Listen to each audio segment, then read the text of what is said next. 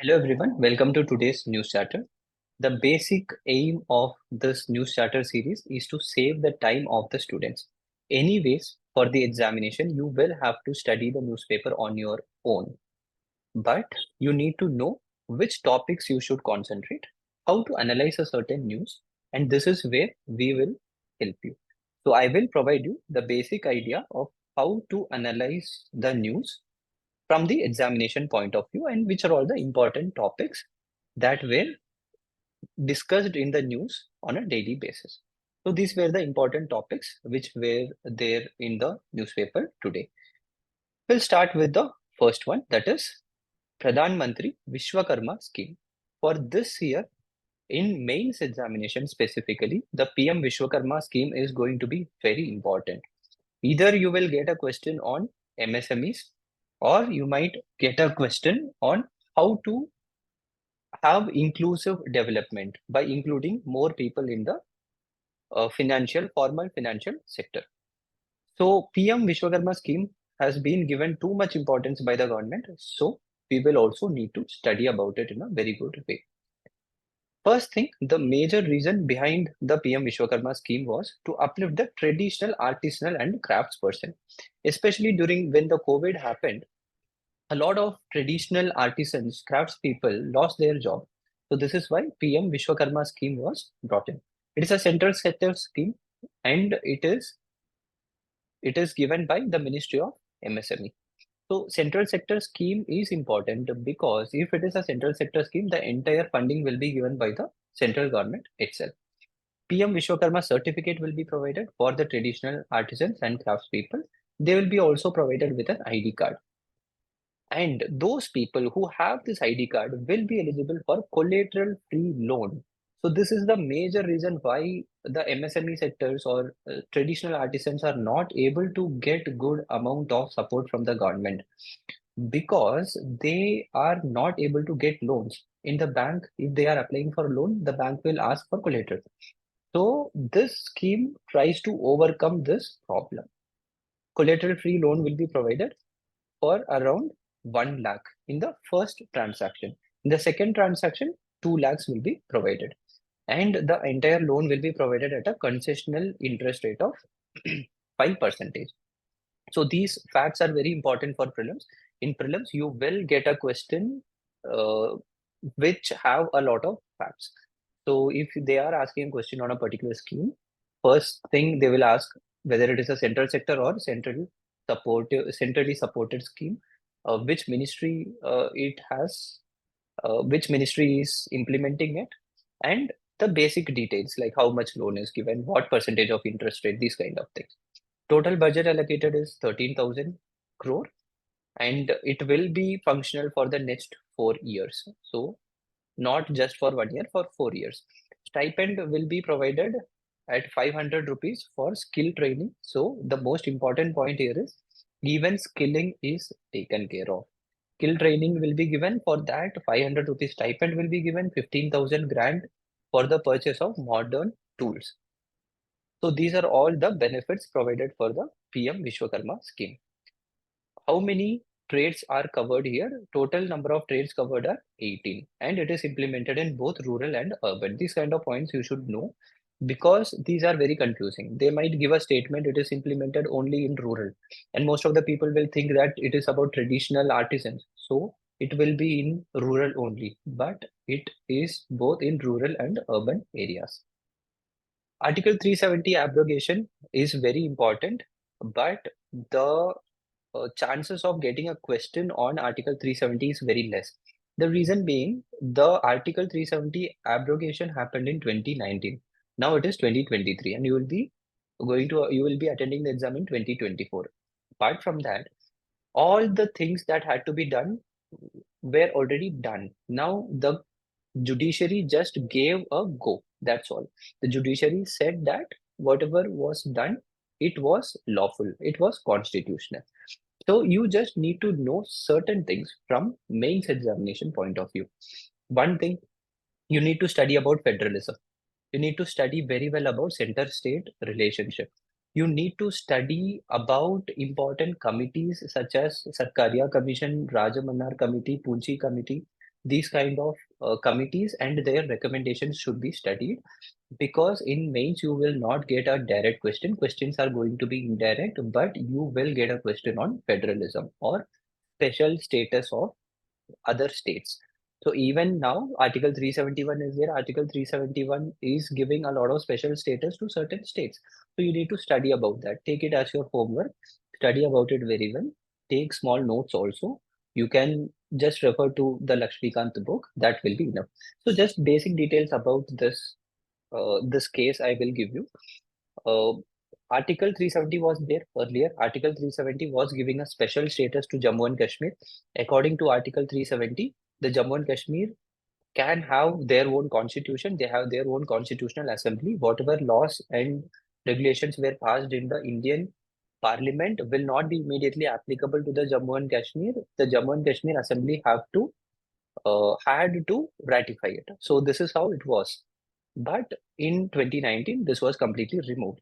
Article 370 was removed by mentioning that it was a temporary provision.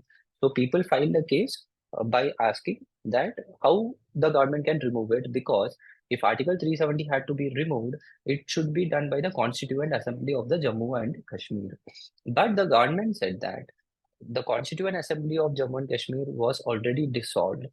So at that time, it was the president rule which was going on in Jammu and Kashmir. So the governor can pass the law, and so Article 370 can be removed. So this was the basic idea behind the issue. So recently, when the case was going on in Supreme Court told that Article 370 itself was a temporary provision. So because it is a temporary provision, according to Article 370, Clause 3, the president can remove the Article 370 at that time, because in that at that point of time, the Assembly of Jammu and Kashmir had already been dissolved, and it was the president's rule which was going on. So this was clearly told by the court. This is all you need to know. Just remember like a story, but you won't be getting any question on this. I can assure you that. Gulf countries, recently, several Gulf countries are in the news regularly.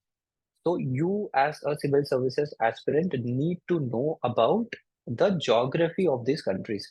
Mostly in prelims, if you are getting a question, it will be about the borders. So do not restrict yourself to Israel and Palestine. Study about all these countries which are mentioned here. You need to know the boundaries of Syria. You need to know the boundaries of Iraq.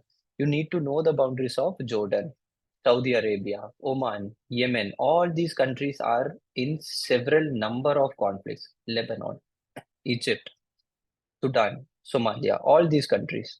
These countries need to be studied very well. So what you have to study as a civil services aspirant, because the Middle East is under a lot of trouble, you need to know all these countries' borders. Which country shares borders with which other countries? What kind of seas or oceans are there? For example, here Mediterranean Ocean is there. Here you have Oman. Here you have the Gulf of Hormuz. Here you have Gulf of Aden. So these kind of names you need to know. This is the Red Sea. You need to know about it. So Red Sea borders of which countries? Gulf of Hormuz is located in which region? What are the bordering states of Jordan? What are the bordering countries of Syria? So these kind of things should be studied. Today itself, try to take your atlas and go through it very well for prelims. You can surely expect a question. 75% reservation was provided in Bihar very recently. The Bihar Assembly had passed a law, but the government keeps telling that this is not constitutional. The government, in the sense, I'm talking about the central government. So we need to know about the 50% limit, because whenever we talk about reservation, the experts always tell that reservation should not cross the 50% limit. So which case mentioned that the reservation should be restricted to 50%? It was the Indira Savahani case of 1992. It was in Indira Savahani 1992. it was mentioned that reservation should not cross 50% limit. But it also mentioned that a state can exceed the 50% limit in exceptional circumstances. What are these exceptional circumstances? When the state has to provide reservation to certain communities hailing from far-flung areas. Now it is upon the Bihar government to prove that whatever extra reservation they are providing, it is provided to people who are from far-flung areas, which is very difficult to prove. So why can't a government provide a reservation proportionally? Do we have proportional representation in India? Do we have proportional reservation in India?